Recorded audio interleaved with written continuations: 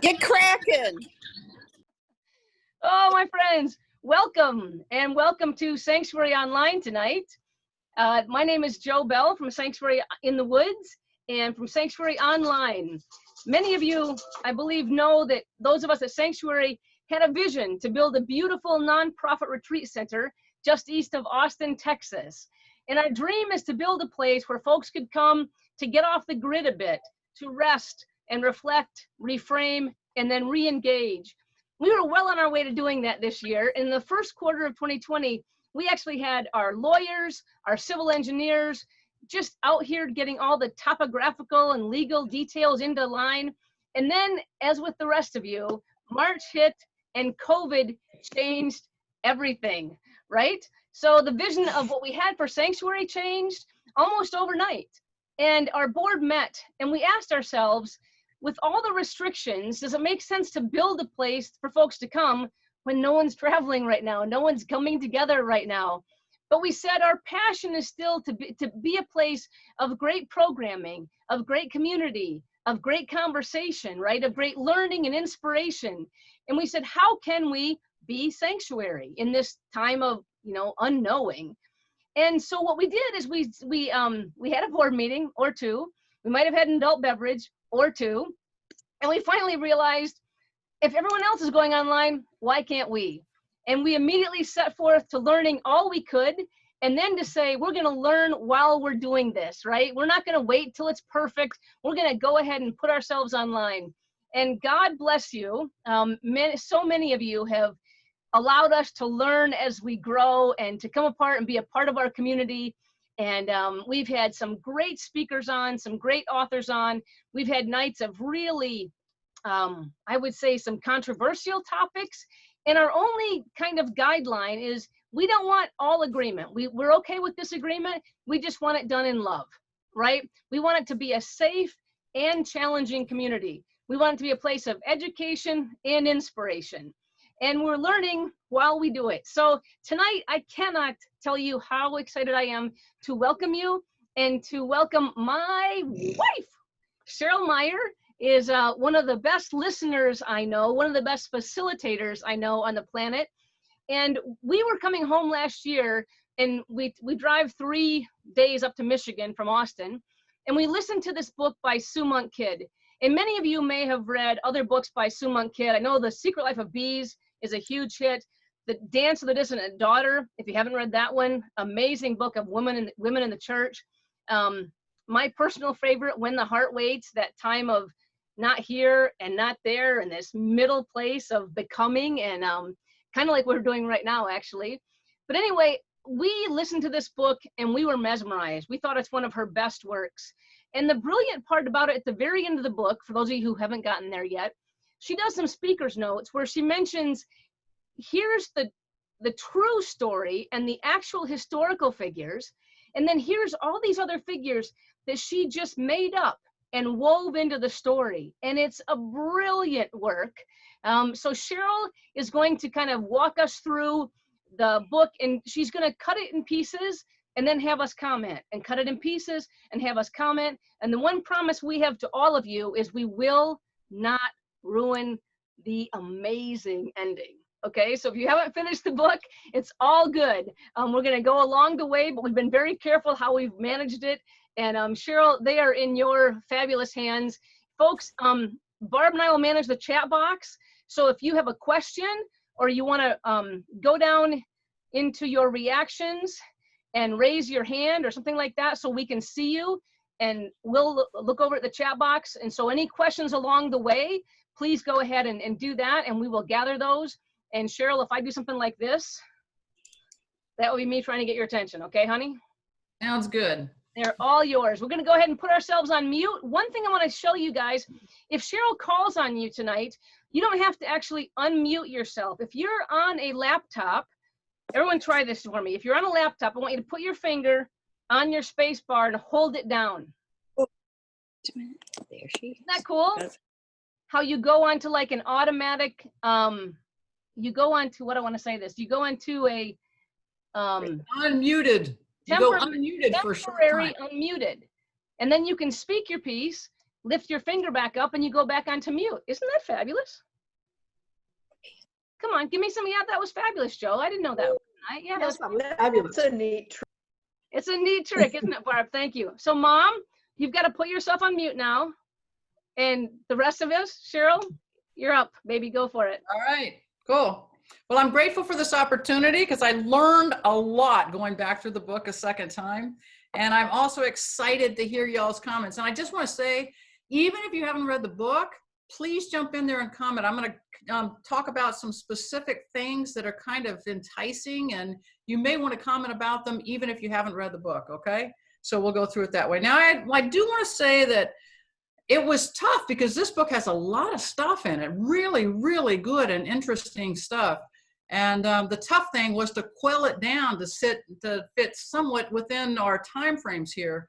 And so we're gonna have to press through some of it. And I left out a lot of details that I really wish I could be able to just share with you and that we could share together. It was kind of like, you know, when Joe and I try to, you know, take one of her sermons and get it down to, you know, something reasonable. It was kind of like doing that. It was tough, you know, so there you have it. I said I was not gonna mute until after that joke. My goodness. All right. So I also am waiting for another pair of glasses, and so I can't see that great. So some of the stuff I'm going to be reading to give you a full value of what's going on. So if you see me looking down, that's what I'm doing.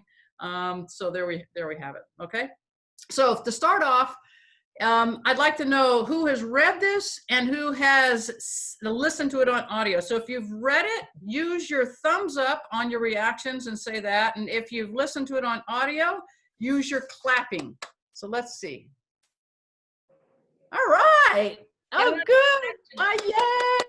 Go down to your reactions button on the bottom. And Cheryl, reading is which one? Thumbs up? Reading is thumbs up. And then the Clapping. yeah, clapping is for the audio. Yeah, awesome, cool. Yeah, I just, so fine, and you guys especially, please jump in here and help with some of these comments. All right, so this written version of this book has a lot of extras, as Joe was talking to. It's got author's notes, discussion questions. It's even got Oprah's comments because it was on Oprah's book club, right? So, but even the audio version includes the author's notes of how she got the idea to write the book and which parts are actually history and which parts are fiction. So what was significant to me in Kid's notes was that until 2007, when she started on this book, she had never heard of Sarah or Angelina Grimké. And that's interesting because these were the first women abolitionists, you know, and they also were very key in the women's rights movement. Uncle Tom's Cabin, which was written by Harriet Beecher Stowe, was totally influenced by American Slavery as It Is, which is a pamphlet that Sarah and Nina had written 15 years earlier.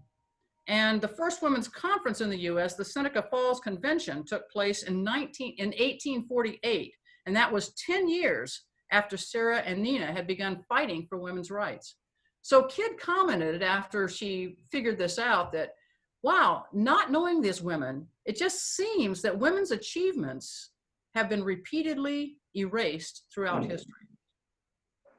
And that was her comment. So the book was written, as Joe said, in 6 parts, with Sarah and her slave, Handful, taking turns telling the story.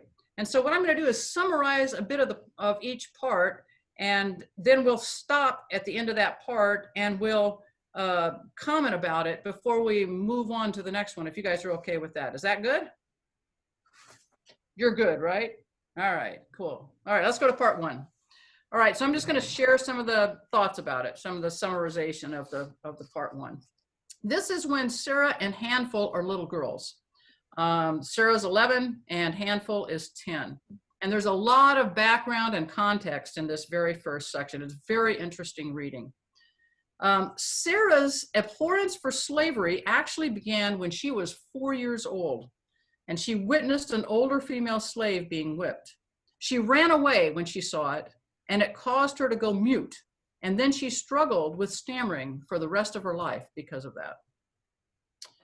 When Sarah turned 11, she was then presented with Handful as a birthday gift. And she tried not to accept her. She even tried to free her, but she was forced to accept Handful as her personal slave. Now, Sarah loved to read, and she had access to her father's immense library, as her father was a respected judge in Charleston. And Sarah, because she didn't want to have a slave really, she treated Handful as a friend. And she read to her for hours from books that she got from her father's library. She began to teach Handful to read, even though she knew it was against the law to teach a slave to read. She thought if she couldn't free her body, this would be a way to help free her mind. They were both caught, and both of them were punished. Handful with a whipping, and Sarah was banished from her father's library and his books. During this part, Handful becomes very aware of her status and her situation, and she begins to protect her spirit.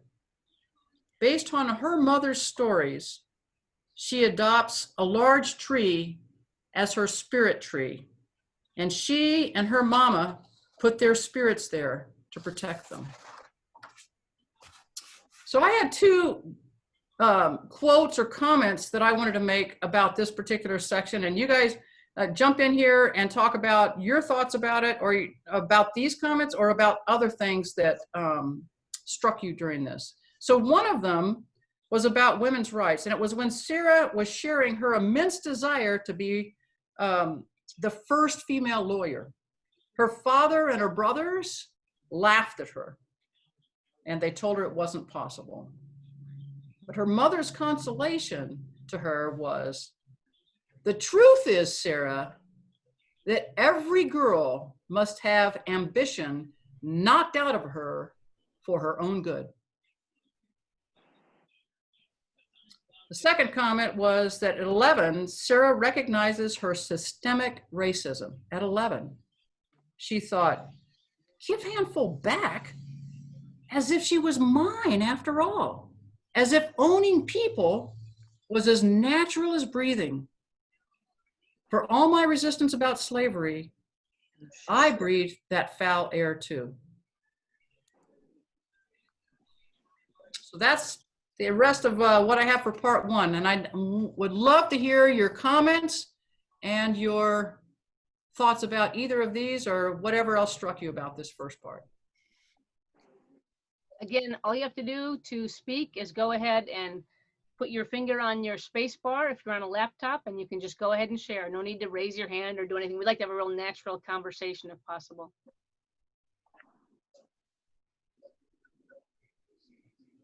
So I just got mine today, and I got as far as where you're reading, Yeah. where you're speaking.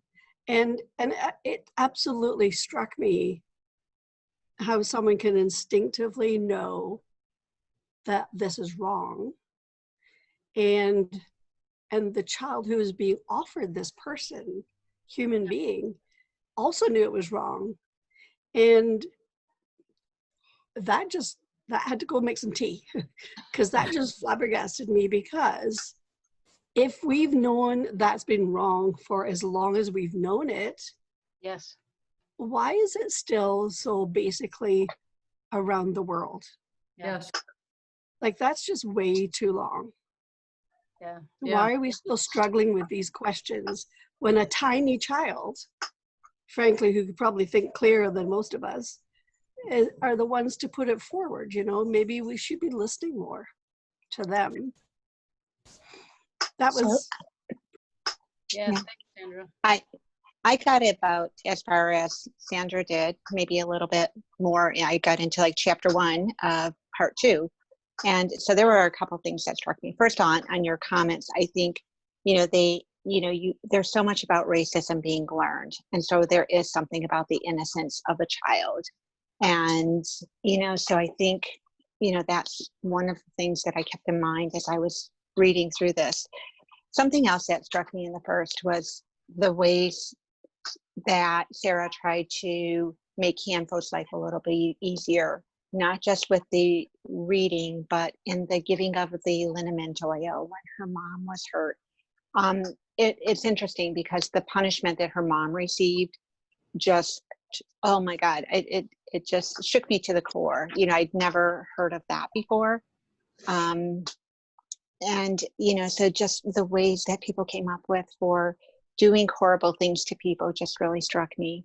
You know, but Sarah would try to do things to make it a little bit better for them, be it kind words, be it a little gift, you know, playing the games with a thread, you know, just, you know, the independent spirit and the ability to defy, you know, everything and everyone around her was, you know, just amazing and monumental. Yeah, it shows who she is at the core, doesn't it, Sharon? And it's interesting as the book develops, she's a little girl and she risked, you know, going against what she was taught, what the rules of her family, and she did the best she could within her power to make things better. Yes. Yeah, even though her power was such a tiny little sphere at this point in the book. Yeah. But you see the influence that it had, you know, which made all the difference. And I'm almost afraid to stay on for too long because I don't want to hear the rest of the book. It's like I want to read it and be surprised. We're not going to mess with it, Sharon. And all right, I'll trust you, Joe. I'll trust you.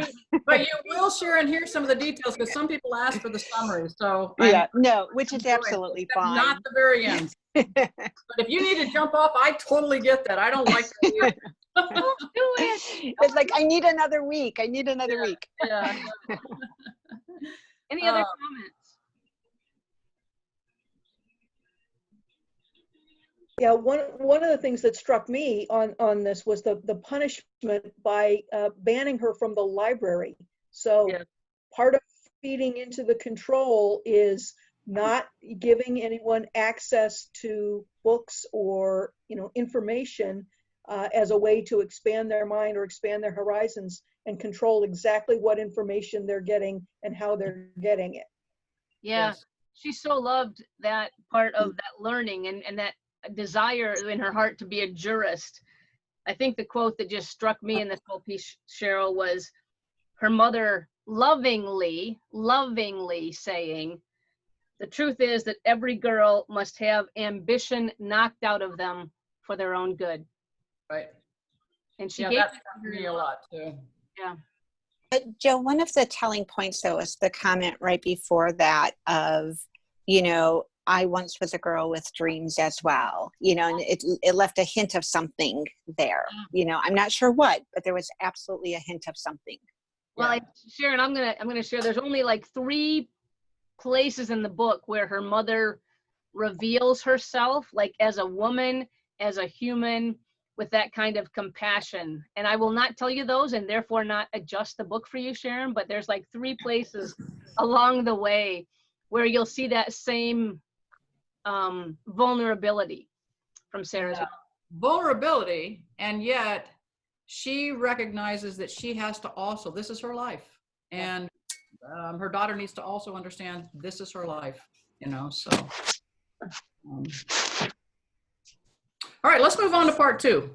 Yeah. This is when Sarah and Handful are in their late teen years.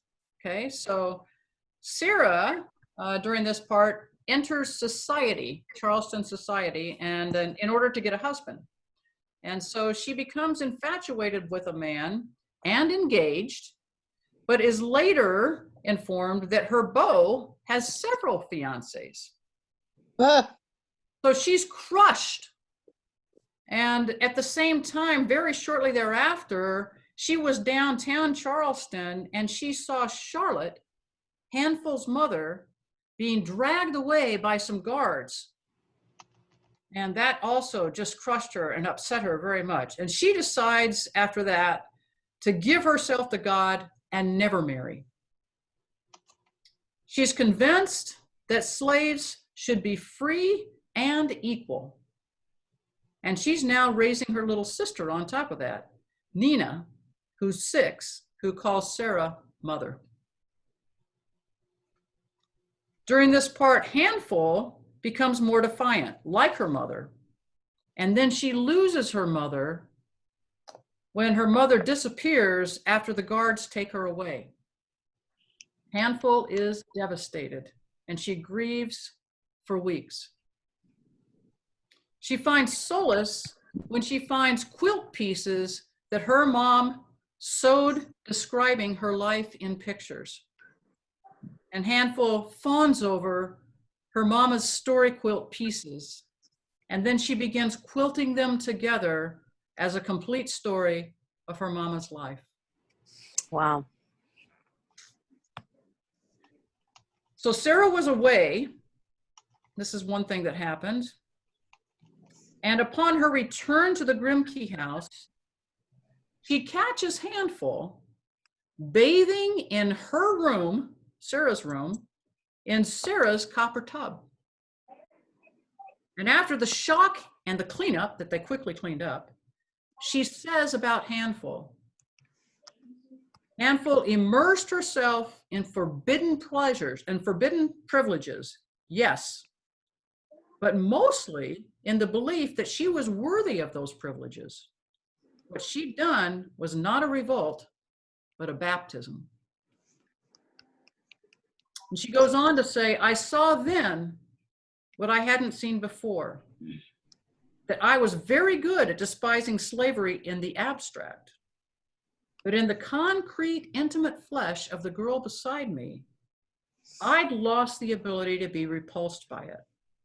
I'd grown comfortable with the particulars of evil.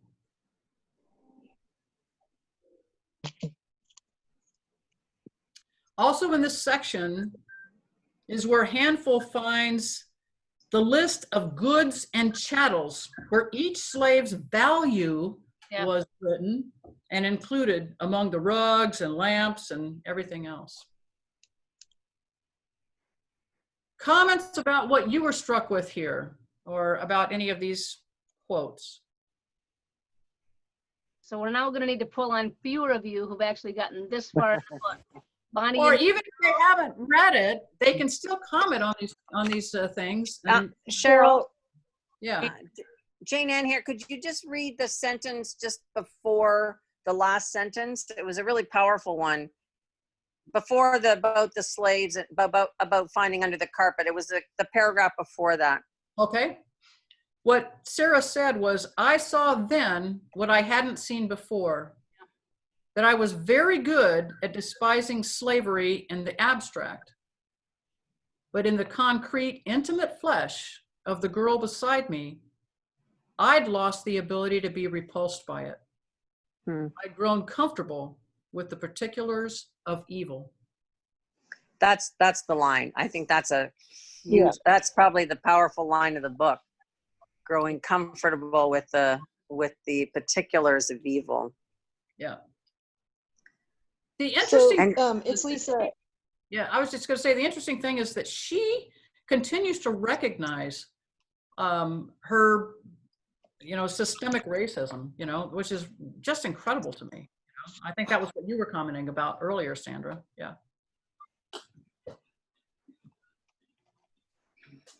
Lisa, go for it. You were going to talk? You're going to speak? No. It's that same exact space. Obviously, I think for myself, I'm there. I feel it.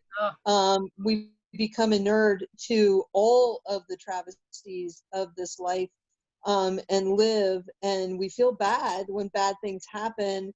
We're not all picking up, our pitchforks and baseball bats and going out and fighting against the injustice. It almost is that just reducing our own power because we don't feel and we do go through. It's not even unconscious. We know it's out there, and we don't necessarily take the responsibility to do anything with it. Well, lots of thoughts. I'm going to push back on that, Lisa. I think a lot of it, in at least for myself and a lot of the conversations I've been in over the last couple months, it has been somewhat unconscious for me, and I've had to have this slap, like Sarah had this aha, and then realize how I'd been becoming subsumed. I'd been becoming numb to something I know better. And like Sandra said a minute ago, this little girl at 4 knew things were wrong, and at 11 knew things were wrong. And then as she stays inside the society of Charlotte, not Charlotte, Cheryl. Charleston. Charleston. She starts to just become kind of immune and numb. Yeah. She knows are wrong. Yeah, She absolutely. goes back and forth. Yeah, she goes back and forth with the push and the pull of her conscience and the society, right? Yeah. Yep. So when I was 6 years old, Martin Luther King was assassinated, and I was inconsolable. My mom had to call a pastor to the house. She opened up, we didn't have a church at the time, and she opened up the phone book, the yellow pages, and just sort of went down until she found a pastor that could come to the house. And, 6 years old, I knew it was wrong. It didn't make sense to me. It's something that stayed with me my entire life. But I think that's maybe why the author she has just jabbed all of us with, and I haven't even read it yet. It's just that little piece right there, Thank you. Yeah. For me, it's a striking parallel to our context for today, where many, if not most of us on the call would probably say, we absolutely, with our heads and our hearts, recognize that racism is wrong. And at the same time, when we find ourselves in a particular set of circumstances or situation, react in ways that maybe surprise or even alarm us about ourselves. Yes. Yeah. Thanks, Barb. Part 3, Cheryl. Part 3, they were in their early 20s here. And in this section, Handful is given permission to attend a Black church. So one day when she's in church, some guards from the city come in and they arrest all of the people in the church for disturbing the neighbors. Now, Sarah's mother won't pay the $5 fine, so Handful is taken to the workhouse, which is a torture house for slaves, to work off her fine. And she falls off a large, heavy treadmill that she's been tied to, and her foot is caught underneath and is permanently mangled, so she becomes crippled for the rest of her life. Sarah, during this time, is sent to Philadelphia to take her sick father to Philadelphia for a cure. And as he wishes, he dies there. On the ship returning to Charleston, Sarah meets Israel, who is a Quaker, and she's drawn to him, and he gives her a copy of the Journal of John Woolman, who's a great defender of Quaker faith, to take home and read. When Sarah gets home and she's bemoaning her life and how she's stuck in Charleston for the rest of her life, she bemoans this to Handful. Handful tells her, "My body might be a slave, but not my mind. For you, it's the other way around. My body might be a slave, but not my mind. For you, it's the other way around." And that's it for part 3.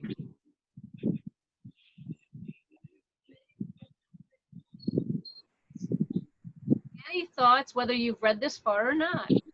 Yes, comments. What strikes you?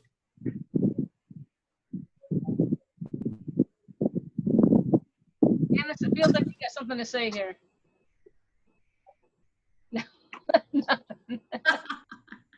It's okay, we can move on. We're good. So what strikes It me just is that strikes me that, sorry. Go ahead. People, Sharon and maybe Jane Ann. I'm not sure who's talking here. Sharon? Yes. Yeah, I didn't read this far, but I was just going to say what strikes me is just how smart Handful is. I mean, come on, it's that comment just says it all, Her body may be maimed, but yeah, amazing. Yeah, I'm gonna not ruin the end for you, Sharon, but at the end, not even the end of the story, but Sue Monk Kidd does a author's notes, whether it's in the book, like Cheryl said, there's so much in the book, but also in the audio version. And I'll never forget when Cheryl and I were finishing the book, and then we were driving down to my brother's house, and we listened to it's like a 30-minute notes from Sue Monk Kidd, and we're like, no, really, no. And it's the brilliance of what of this is historical, like real history you can read that she didn't even know about, when she wrote it, right? And then she researched it. But there's also pieces of complete fabrication that she weaves in. And I just became an exponential fan of her brilliance as an author and a writer and a storyteller. When I, at the end of the book, I'm not going to tell you, discovered which of those pieces are which. So I can't wait till you get to that and send me an email. And Well, and I have the e-Kindle version of it, so I'm hoping that those notes are there as well. If not, I may be saying, copy it, Joe, send it to me. I will. They're there. Absolutely. Anybody else on that? Jane Ann, you had a comment, yes? Oops, I'm trying to, Jane Ann, you have a comment, Jane Ann? Thank you. No, I was just, as Sharon went to say I'm struck by, I was saying I'm struck by. But I was just struck in that moment, and I haven't read it yet. I can't wait. It's on my list. That she, all along, she's identified this evil, and then she ends up being treated in the evil way. Do you know what I mean? And so all these years that she's identified the evil, now she's going to wear that, a symbol of that evil. And I was just kind of moved by that. Yeah. Yeah, thanks, Jane Ann. My fur baby won't get out of the way, so my picture's blurry. I was going to mention that, Jane Ann. That I know that's your dog, but I'm not sure everybody else understood that. So I just can't get her to get out of the way. When I move my head, she moves her head. let it go. All right, let's move on to part 4. Are you ready? Yeah, go for it, Cheryl. All right, so this is about a year later. So they're still in their 20s, right? I think that's right. Oh, they're late teen years or early 20s, yeah. Okay, so Sarah, after reading this Quaker book, hears what the Quakers call the voice of God. And this voice tells her, go north.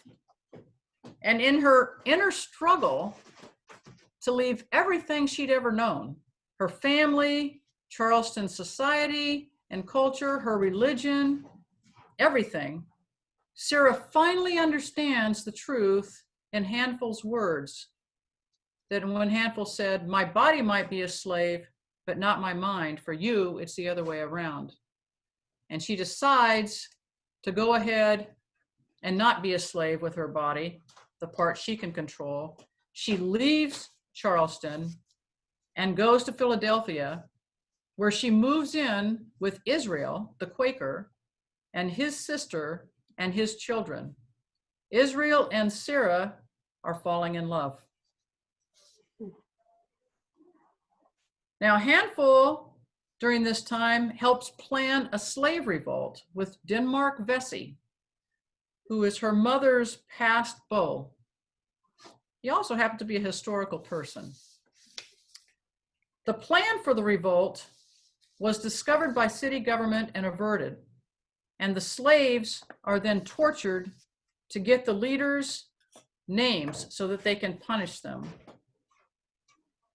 Denmark is the main leader, and no slave, once he's caught, is allowed to see him die or mention his name.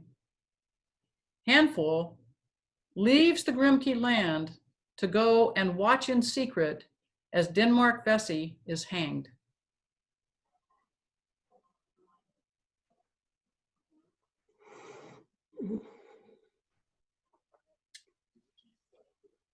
All right. Just want to say, Bonnie or Carol, I know you read it all the way through, but some time ago.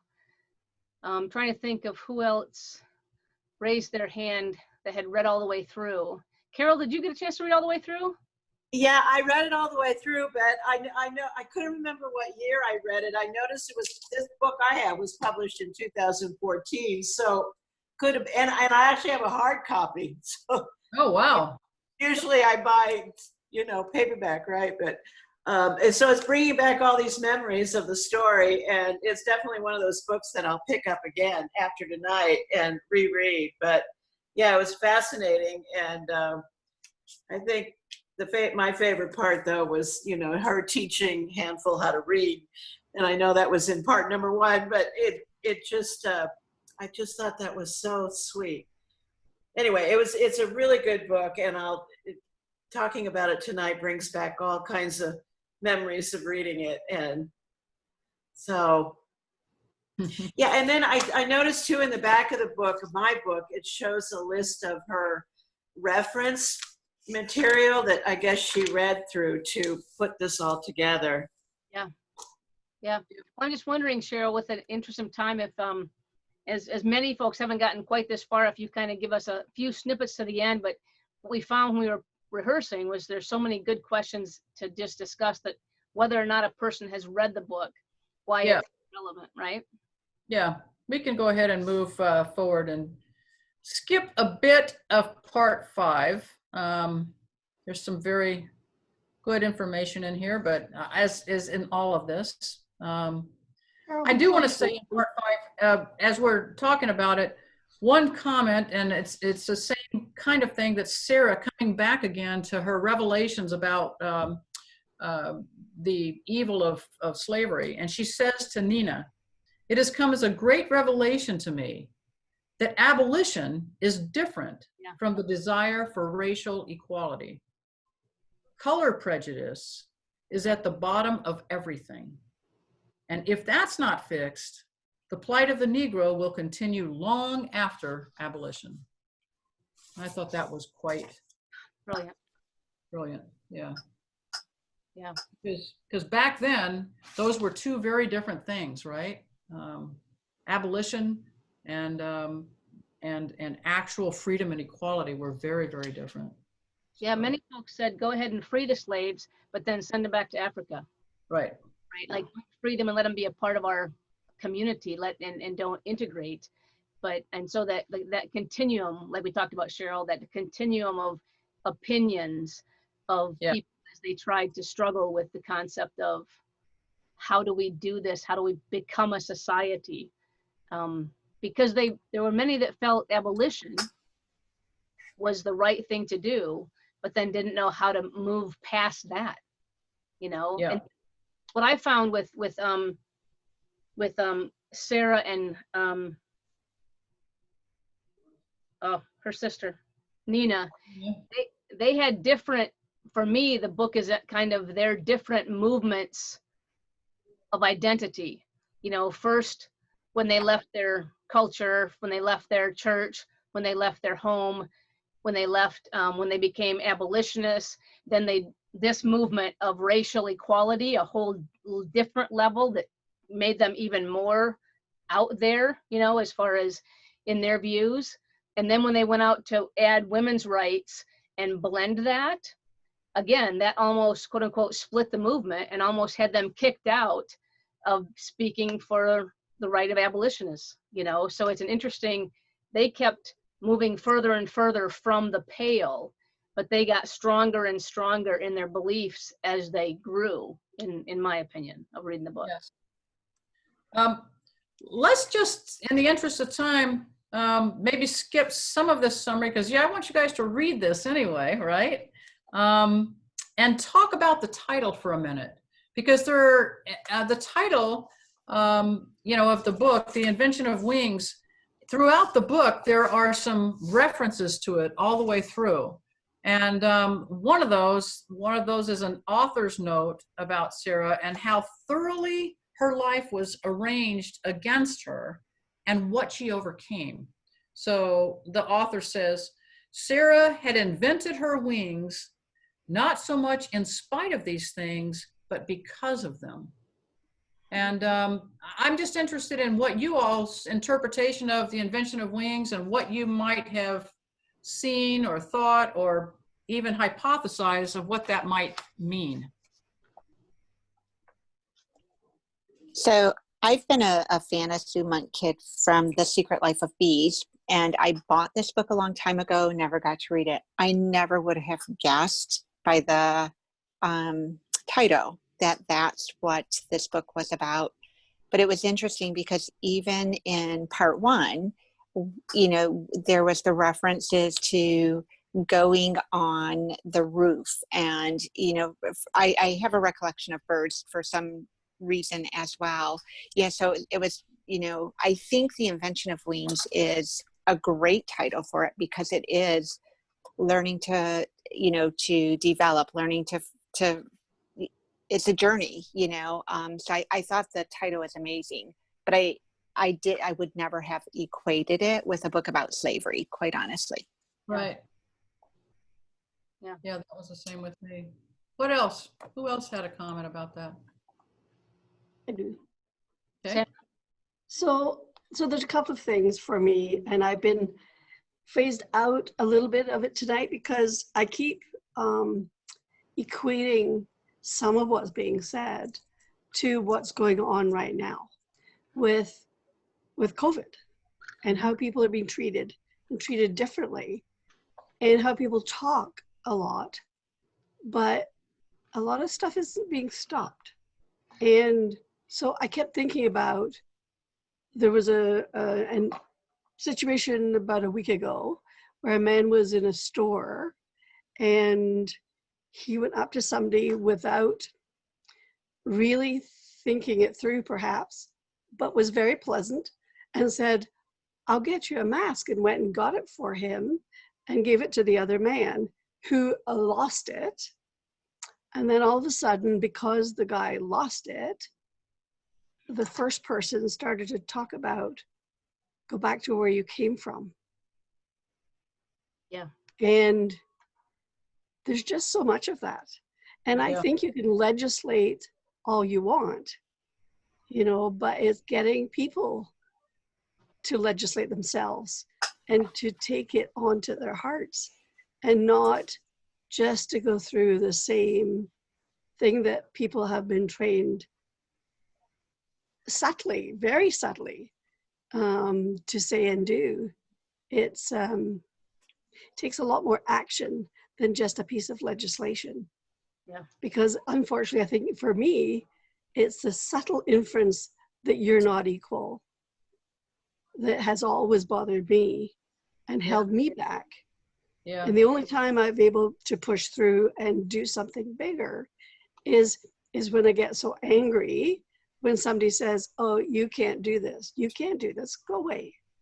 And some of you might know that I can be a little stubborn when it comes to situations like that. And if I'm talking Scottish, just ask Joe to interpret, because that's what we do. Does that make sense? Yeah. Mm-hmm.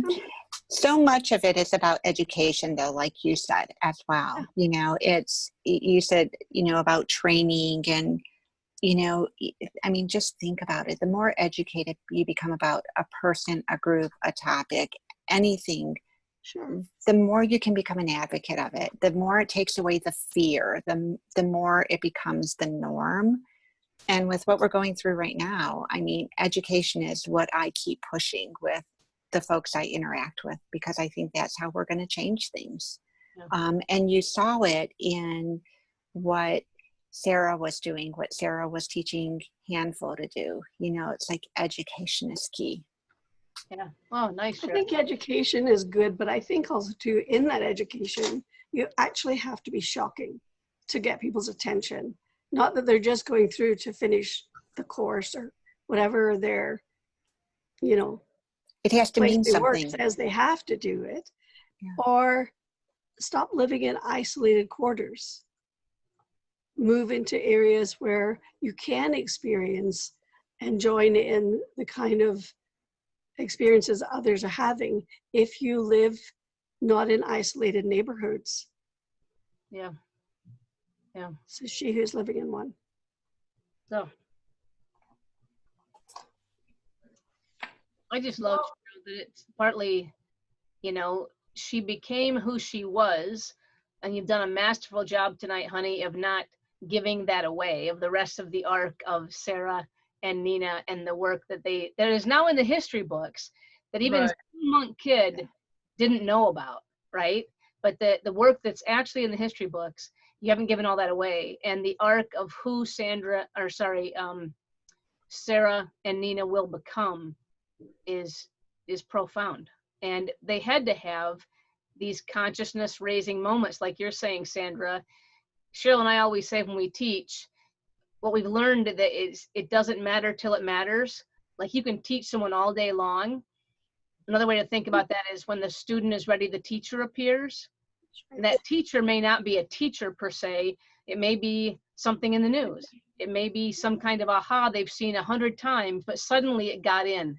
It broke in, it mattered differently, and they were able to take it in as identity rather than knowledge.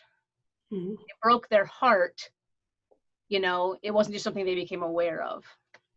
Yeah, I just wanted to say something too to Sharon's comment about Handful learning to read and the education aspect of it.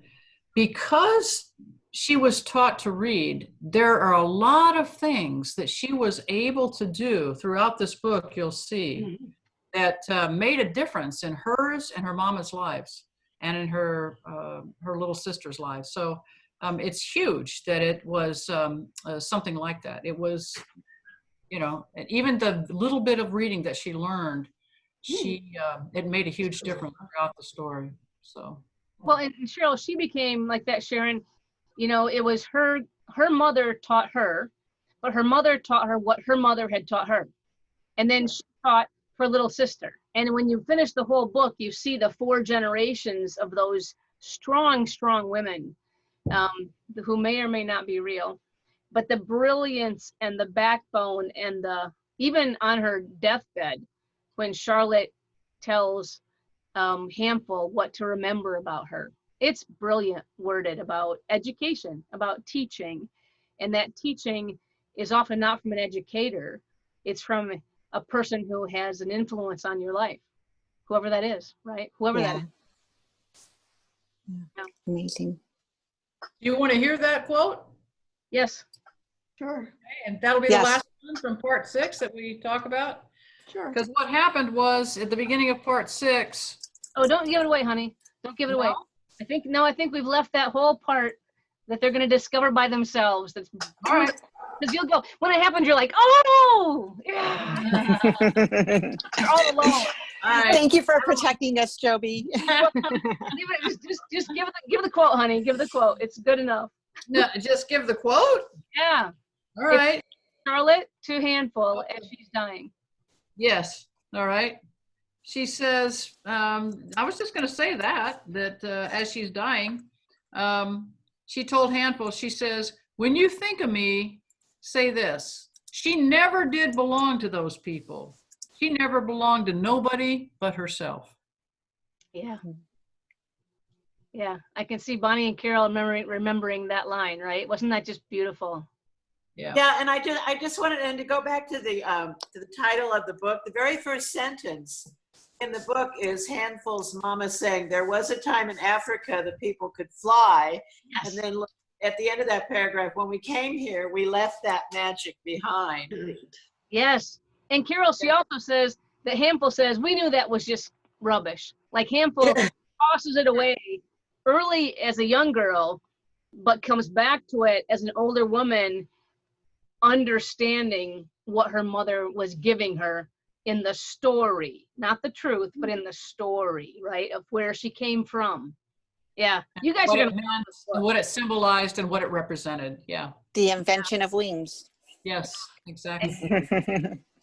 I want to come full circle. So yay! all read the book. When you finish the book, I want to do this in 2 weeks. I do too, quite honestly. Onetta, I see you raising your hand, hon. I just want to say 3 seconds because I had not read the book and I wasn't coming to this webinar, as Joe knows. But I will say, while we were talking or listening, I've bought the book. It is very touching with some few lines that you mentioned, Cheryl, that were insightful. I'm grateful you don't have all the spoilers alert. You just kind of kept the excitement, because I do it myself, so there's a moment.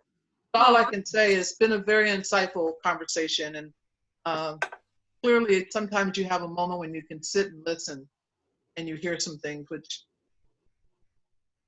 are very important and powerful. And that's all I want to say. Amen.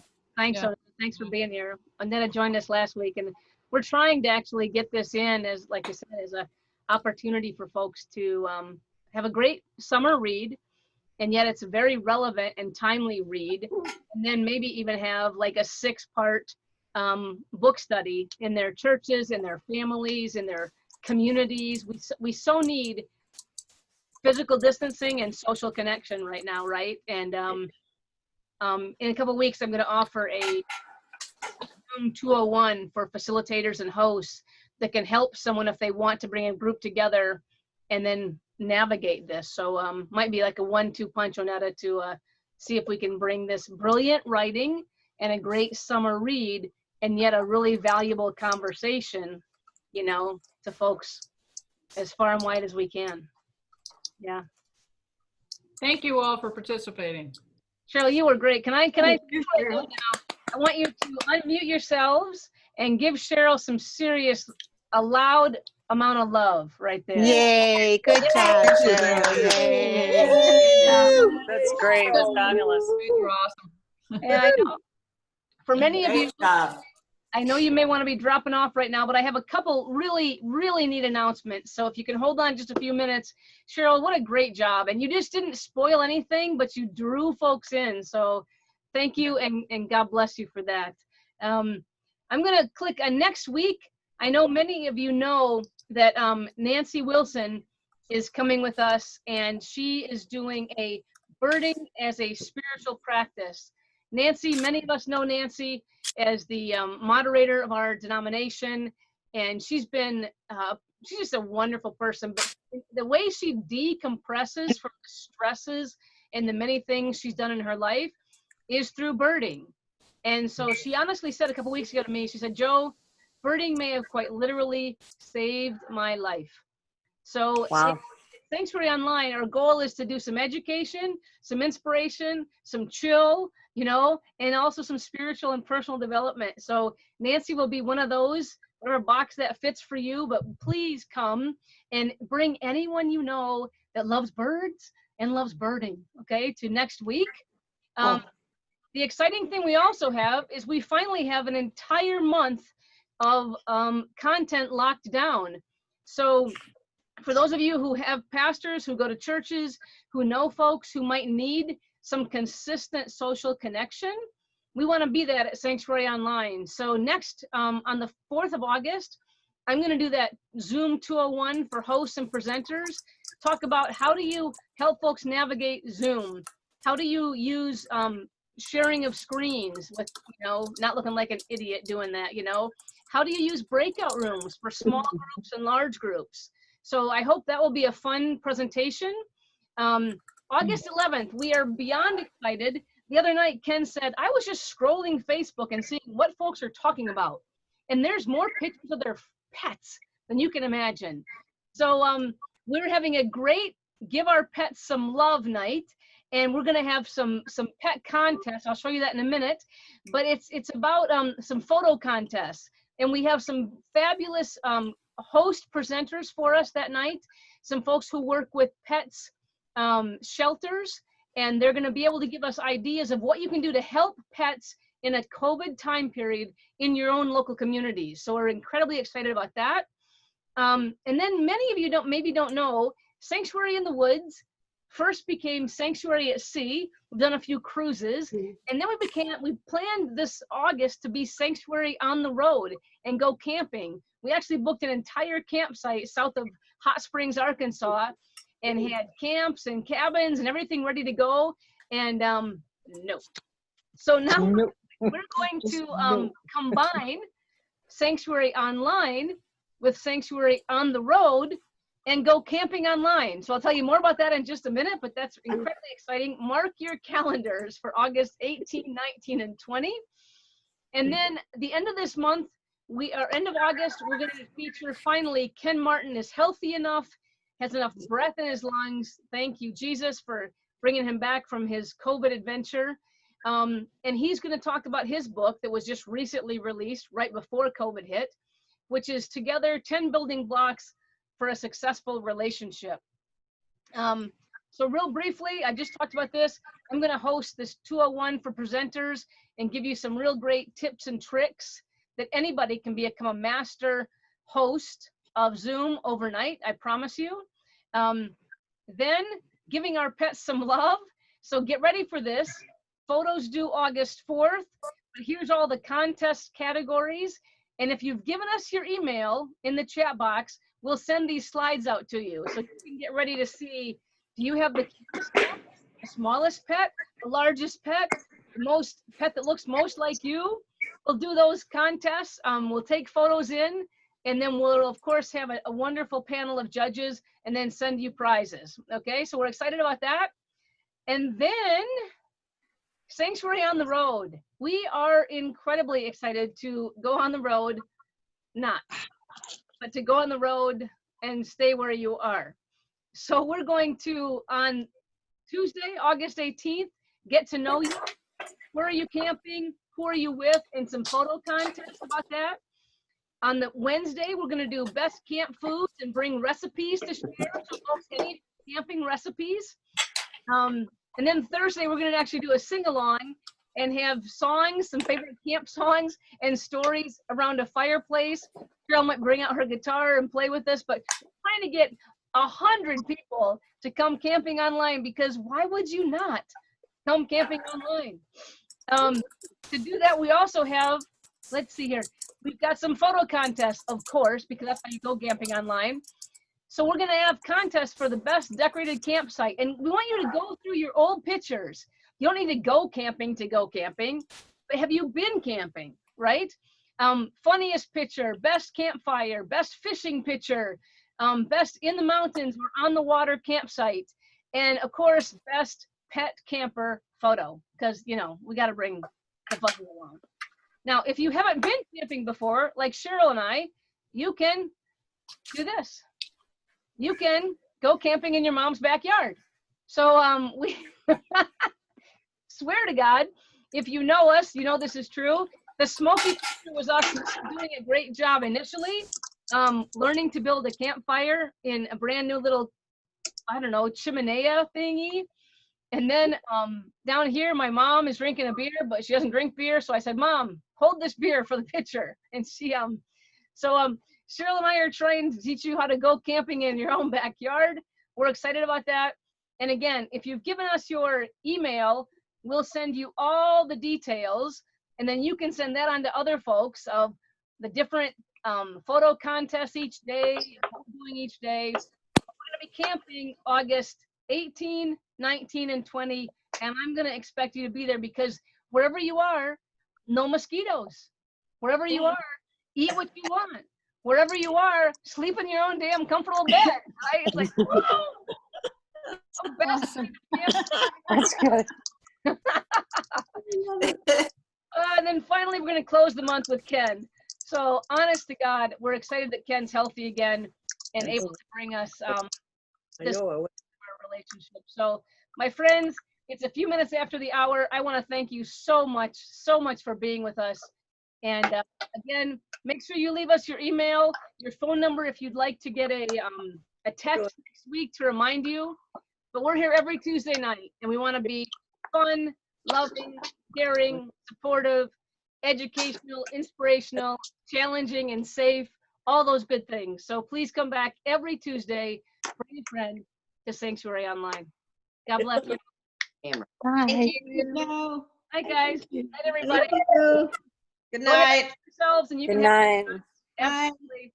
Bye. Good night, everybody. Dennis. Good night, everybody. Night, Barb. Good night, Bonnie and Carol. Night, Mike. So good to see you, See buddy. you next week for Nancy's birding. Right? Oh, we won't forget. Night, everybody. Night, night. Good night, everybody. Night, Kay. Good night. Nights and thanks, Janice. Diane, good to see you. Night, Janice. Night. Janice is my Night. Waving. Yelling, I Hey, don't see. Cindy, the where's phone. On the boat. Emma go to bed? She's on the boat. What does that mean?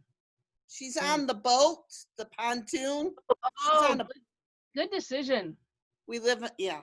Yeah, yeah. Next time. Next time. You're well? Night, night. Okay. Night, hon. Love you. Right back at you. Right back at you. Night, Diane. I'm going to go ahead and stop the recording and close it all off. I always look like I'm frowning. Look. Oh, Mom, you look great. Mom, you look fabulous. Take a smile. Night, Mom. I love you. I'm going to sign out. Sign out.